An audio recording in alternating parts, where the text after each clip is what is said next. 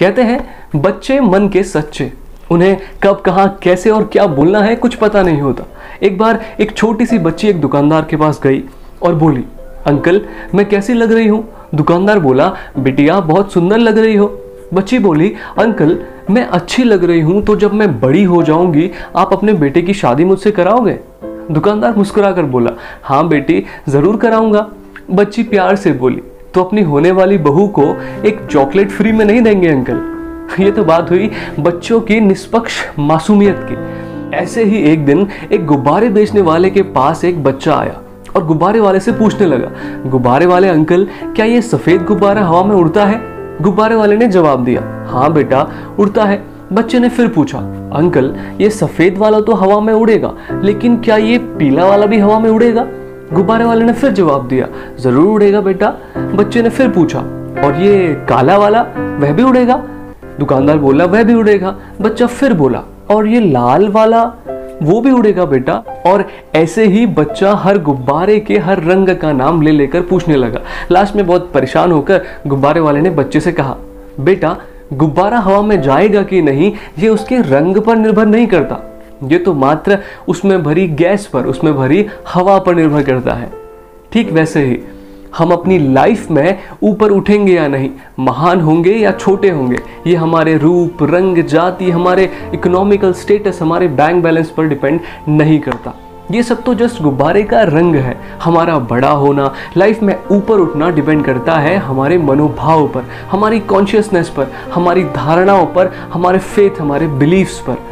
हमारी समझ, हमारा मनोभाव गुब्बारे में भरी गैस के जैसी है, जो बड़ा होने और ऊपर उठने के लिए गुब्बारे के रंग से कहीं ज़्यादा इंपॉर्टेंट है। आज का वीडियो एक बहुत सेंसिटिव टॉपिक पर है और थोड़ा लेंदी भी होने वाला है। आगे बढ़ते हैं और बात करते हैं आज के टॉपिक की, जो है भेदभाव, कास्टिज्म या वर्ण व्यवस्था। भेदभाव सिर्फ कास्टिज्म से रिलेटेड ही नहीं, बल्कि भेदभाव अमीर में और गरीब में, भेदभाव गोरे और काले में गलत ही है। जैसे कैंसर तो कैंसर ही है, फिर वो सर का कैंसर हो या पेट का कैंसर, नुकसान दोनों के बराबर ही है। माना जाता है कि वर्ग और वर्ण दो व्यवस्थाएं हैं, जहां वर्ग गरीब और अमीर हो सकता है, जहां कर्मों को प्रायोरिटी दी जाती है, आपकी पॉजिटिव अप्रोच है, आप हार्ड वर्किंग है और आपके एफर्ट्स अगर सही दिशा में हो तो आप अपना वर्ग चेंज कर सकते हैं। अपने कर्मों के, अपने मेहनत के बेसिस पर आप गरीब वर्ग से अमीर वर्ग में और अमीर वर्ग से गरीब वर्ग में जा सकते हैं। वहीं दूसरी ओर वर्ण व्यवस्था आपको ये सुविधा नहीं देती, जहां कोई कितना भी हार्ड वर्किंग क्यों ना हो, अपने कर्मों के बेसिस पर भी आप अपने वर्ण को चेंज नहीं कर सकते। आगे बढ़ते हैं और बात करते हैं हमारे स्क्रिप्चर से जुड़े कुछ लॉजिक्स की। हमारे हिंदू समाज में कुछ मान्यताएं हैं, कुछ रिचुअल्स हैं, जैसे कुत्ते को भैरव देवता के रूप में पूजना, कौवे को पूजना, गोबर को पूजना, भूमि को पूजना, गौ माता को पूजना, बैल को पूजना, सुई से लेकर संबल तक की पूजा करना, भोजन का, नदियों का, अग्नि का, पेड़ों का, पत्थर का, सांप का, मरने के बाद इंसान का, यहाँ तक कि कूड़े तक का पूजन करना। और हम सभी इन रिचुअल्स के पीछे भगवान का ही आशीर्वाद मानते आए हैं और बड़े ही प्रेम भाव से सभी की पूजा भी करते हैं। तो क्या कहीं ना कहीं इन सभी रिचुअल्स से, इन सभी एक्टिविटीज से भगवान हमें ये नहीं बताना चाहते कि मेरी बनाई हर चीज की अपनी एक वैल्यू है, कहीं भी कुछ भी व्यर्थ नहीं है, कुछ भी छोटा नहीं है? एक कुत्ता या एक कौवा जो मांस से लेकर मल तक खाता है, लेकिन हमारे अकॉर्डिंग कुत्ते को देव रूप में पूजना और अपने साथ खाना खिलाना, सुलाना ठीक है, लेकिन किसी स्पेसिफिक इंसान को नहीं। वो भी सिर्फ इसलिए क्योंकि हमें लगता है कि वो लोअर कास्ट या जाति का है, भले ही वो अपने कर्मों से, अपने बिहेवियर से कितना ही ऊपर क्यों ना हो। मेरा मतलब कहीं से कहीं तक हमारे ट्रेडिशनल बिलीफ्स के अगेंस्ट जाना नहीं है, बल्कि हमें इतना तो सोचना ही चाहिए कि अगर एक कूड़े के ढेर के आगे, एक गोबर के आगे हम नतमस्तक हो सकते हैं, तो एक इंसान जिसको उसी तरह बनाया है जैसे सभी जीवों को बनाया है, और उसी ने बनाया है जिसने सभी जीवों को बनाया है, तो वे कैसे नीच हो गए? इसका सीधा सा मतलब है कि हम वर्ण व्यवस्था को या कास्टिज्म को ठीक से जान ही नहीं पाए। अब अगर इसी सोच के आधार पर चलें तो क्या हम भक्त प्रहलाद को इतने रिस्पेक्ट देकर गलत नहीं कर रहे हैं, क्योंकि वह तो राक्षस जाति से उपजे थे? क्या विश्वामित्र को श्री राम जी का गुरु नहीं बनना चाहिए था, क्योंकि उनके पिता क्षत्रियों से और उनके बेटे शूद्र वर्ण से थे? क्या विदुर महाराज, जिन्हें बड़े बड़े भक्तों में गिना जाता है, उन्हें कौरवों के राज्य में मिनिस्टर नहीं बनना चाहिए था क्योंकि वे एक दासी के बेटे थे? क्या महर्षि वाल्मीकि, वेदव्यास, गोस्वामी तुलसीदास, संत रविदास, सबरी, केवट, संत कबीरदास, स्वामी विवेकानंद, B.R. अम्बेडकर, इन सभी को पूजनीय मानना, इन सभी को रिस्पेक्ट देना गलत नहीं होना चाहिए क्योंकि इनमें से कोई भी एज सच अपर कास्ट से तो नहीं था? क्यों आज तक हमें इन महापुरुषों के सिर्फ काम और नाम ही याद है, जाति नहीं? सबसे बड़ा ब्राह्मण वर्ण को माना जाता है, लेकिन श्री कृष्ण एक वैश्य कुल में जन्मे और मर्यादा पुरुषोत्तम श्री राम भी क्षत्रिय कुल में जन्मे थे। तो क्या इन्हें भी भगवान माना जाना गलत नहीं होना चाहिए क्योंकि ये दोनों ही लोअर कास्ट में आते हैं? जाति से छोटा और बड़ा होता तो छोटी जाति से संबंध रखने वाले श्री कृष्ण और श्री राम नहीं बल्कि महान पंडित रावण और उसका वंश ही आज पूजनीय होता। ये हमारी अवेयरनेस और हमारे बिलीफ्स पर डिपेंड करता है, हमारी कॉन्शियसनेस पर डिपेंड करता है कि चारों ओर फैला अंधेरा सच में अंधेरा है या हमने ही अपनी आंखों पर पट्टी बांध कर रखी है। मैं यहाँ किसी विशेष व्यक्ति की बात नहीं कर रहा हूँ। दरअसल हम छोटी छोटी परिस्थितियों को इतना कॉम्प्लिकेटेड इसलिए बना देते हैं क्योंकि हम अभी जो है उससे थोड़ा और ज़्यादा होना चाहते हैं। इसका एक अनफॉर्चुनेट तरीका हमने ये खोजा है कि अपने सामने वाले को नीचा दिखाया जाए। हमारी इंटेंशन एक्चुअली ऐसी नहीं होती। हमारी इंटेंशन किसी को नीचा दिखाने की शायद नहीं होती, बल्कि खुद को ऊपर देखने की, ऊंचा उठाने की और कुछ ज़्यादा महसूस करने की होती है। और इसीलिए लाइफ में अपने को बेहतर बनाने के बजाय दूसरों को छोटा बोलकर हम खुश हो लेते हैं और शायद अनजाने में ही हमें लगता है कि हम ऊंचे उठ रहे हैं। खैर, वापस आते हैं कास्टिज्म पर। सनातन धर्म के अनुसार मनु और शत्रुपा संसार के पहले स्त्री और पुरुष थे जिनका जन्म आज से लगभग 19,700 साल पहले हुआ था। लेकिन मनु और शत्रुपा की कोई विशेष जाति नहीं बताई गई है। फिर भी अगर उनकी कोई जाति थी भी तो जाहिर है कि जो मनु और शत्रुपा की जाति थी वही जाति सभी लोगों की होनी चाहिए क्योंकि मानव जाति की शुरुआत ही उन्हीं से हुई है। वहीं दूसरी ओर भगवान श्री कृष्ण का ये कहना है कि वर्ण व्यवस्था तो उन्हीं की देन है, तो किस पर विश्वास किया जाए? अगर हम अपनी कंट्री से निकलकर किसी दूसरी कंट्री में जाएं तो जाति व्यवस्था या कास्टिज्म कहीं और देखने को नहीं मिलता। और देश ही क्यों, कभी कभी हमारे घर में वर्ण व्यवस्था को माना जाता है लेकिन पड़ोसियों के घर में कोई वर्ण व्यवस्था या जाति प्रथा को नहीं माना जाता। एक हिंदू जो वर्ण व्यवस्था को मानता है लेकिन बाकी कोई भी धर्म वर्ण व्यवस्था को नहीं मानते, और मानना तो दूर, वे तो जानते भी नहीं कि ऐसी कोई चीज़ है भी। तो इसका क्या मतलब हुआ कि भगवान हमसे झूठ बोल कर गए हैं? क्या श्री कृष्ण ने सिर्फ इंडिया के कुछ गांवों, कुछ शहरों और सिर्फ हिंदुओं के लिए ही यह व्यवस्था अर्जुन को समझाई थी? क्या श्री कृष्ण द्वारा कही गई बाकी बातों की तरह वर्ण व्यवस्था को भी पूरे यूनिवर्स के लिए यूनिवर्सल नहीं रहना चाहिए? क्या वर्ण व्यवस्था हमारा भ्रम है? वर्ण व्यवस्था है भी या नहीं? अगर है तो क्या है वर्ण व्यवस्था?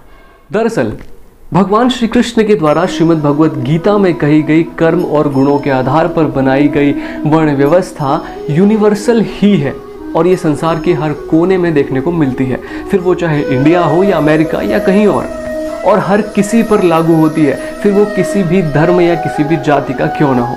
कैसे, आइए समझते हैं। पुराने समय में ब्राह्मणत्व या क्षत्रियत्व को वैसे ही अपने एफर्ट्स से प्राप्त किया जाता था जैसे आज MA, MBBS एक्सेट्रा की डिग्री को प्राप्त किया जाता है। जन्म के आधार पर एक डॉक्टर के बेटे को डॉक्टर या एक IAS या IPS के बेटे को IAS या IPS नहीं कहा जा सकता जब तक कि वह IAS या IPS की डिग्री हासिल नहीं कर लेता। ठीक वैसे ही किसी ब्राह्मण के बेटे को ब्राह्मण या एक क्षत्रिय के बेटे को क्षत्रिय ही माना जाना जरूरी नहीं था, बल्कि ये सब उनके कर्मों और उनके गुणों पर आधारित होता था।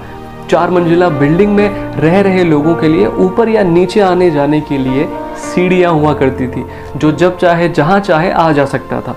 अगर कोई अपने क्षत्रिय कर्म को छोड़कर ब्राह्मण होना चाहता था तो हो जाता था, जैसा कि विश्वामित्र ने किया। कोई ब्राह्मण नीचे उतरकर क्षत्रिय बनना चाहे तो बन सकता था, जैसा कि परशुराम ने किया। और ऐसे ही कई एग्जाम्पल्स हैं। वर्ण व्यवस्था में मॉडर्न हिस्ट्री में किए गए बदलावों और छेड़छाड़ पर अगर बात करें तो उसके लिए बोलने के लिए बहुत कुछ है। फिलहाल हम सीधा ये समझते हैं कि वर्ण व्यवस्था दरअसल है क्या। श्रीमद् भगवत गीता के अध्याय 4 में भगवान श्री कृष्ण ने कहा है, चातुर्वर्ण्यम मया सृष्टम गुण कर्म विभागशः। मीन्स गुण और कर्मों के अनुसार चारों वर्णों की यह पद्धति मेरे द्वारा ही विभाजित की गई है। कर्म मीन्स सारे काम जो हम अपने डेली लाइफ में करते हैं, और गुण means the properties of those कर्म।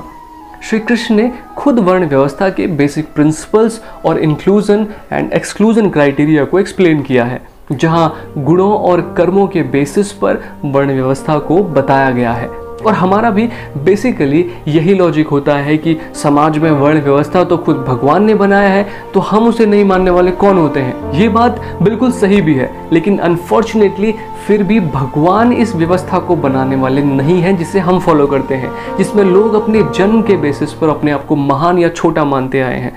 श्री कृष्ण तो उस वर्ण व्यवस्था की बात करते हैं जो हम इंसानों द्वारा बनाई गई वर्ण व्यवस्था की तरह रीजनल नहीं है, बल्कि यूनिवर्सल है। गुण और कर्मों के बेसिस पर भगवान श्री कृष्ण ने 4 वर्ण बताए हैं, जिसमें पहला वर्ण है ब्राह्मण। पूरे यूनिवर्स के किसी भी देश के किसी भी कोने में किसी भी जाति धर्म या संप्रदाय का कोई भी सही रास्ते पर चलने वाला, सबका अच्छा सोचने वाला, शांति, संतुष्टि, संतुलन, समानता, दान, प्रेम, पेशेंस, दया, क्षमा को अपने लाइफ में इम्प्लीमेंट करने वाला हर इंसान ब्राह्मण है। अब कोई ब्राह्मण है इसलिए वो इतने अच्छे गुणों वाला है, ऐसा बिल्कुल नहीं है, बल्कि क्योंकि किसी इंसान में इतने सारे अच्छे गुण हैं इसलिए वह ब्राह्मण कहलाता है। जन्मना जायते शूद्र कहा जाता है। कलयुग में आज के समय में हर व्यक्ति शूद्र जन्म लेता है। शूद्र का अर्थ है जो दूसरों के अधीन होकर काम करे, दूसरों के लिए काम करे, दूसरों की सेवा करके, नौकरी करके पैसा कमाए और अपनी लाइफ स्पैन करे। पुराने समय में ब्राह्मण सिर्फ वही कहलाता था जिसका बेसिक काम सिर्फ लोगों के बीच हमारे शास्त्रों, हमारे स्क्रिप्चर्स का, वेदों का प्रचार करके लोगों में अवेयरनेस फैलाना होता था, और भगवान के नाम का प्रचार करके कम ज़्यादा जो भी उसे मिलता उसे वह पीसफुली एक्सेप्ट करता था। लेकिन आज के समय में कोई सैलरी पर ना हो, कोई जॉब नहीं करता हो, तो सोसाइटी में उसकी वैल्यू कम हो जाती है। आज एक तो हम सब जन्म से शूद्र, ऊपर से शूद्र होने का अभिमान। खैर, दूसरा वर्ण है क्षत्रिय। गुस्सा करने वाला, सब पर चिल्लाने वाला, अपना काम कराने के लिए दूसरों को नीचा दिखाने वाला, पॉलिटिक्स करने वाला, चिड़चिड़ा रहने वाला, बात बात में अपनी ताकत दिखाने वाला, लड़ाई झगड़ों में ज़्यादा भरोसा करने वाला हर आदमी, फिर वो चाहे किसी भी देश में हो, किसी भी शहर या किसी गांव में हो, वह क्षत्रिय ही कहलाता है। तीसरा वर्ण है वैश्य वर्ण। हर समय उदास रहने वाला, आलस में पड़ा रहने वाला, पुराना बासी खराब खाना जैसे तामसिक पदार्थों को खाने वाला और उन्हीं को पसंद करने वाला, जुआ खेलने वाला हर इंसान वैश्य है, फिर वो चाहे कोई भी हो और कहीं भी हो। चौथा वर्ण कहलाता है शूद्र वर्ण। सबका बचा खाने वाला और बाकी 3 वर्णों की सेवा करने वाला, किसी की नौकरी चाकरी करके घर चलाने वाला और अपनी रोजी रोटी के लिए बाकी 3 वर्णों पर डिपेंड रहने वाला शूद्र कहलाता है। तो ये थी एक छोटी सी कोशिश असल वर्ण व्यवस्था को एक्सप्लेन करने के।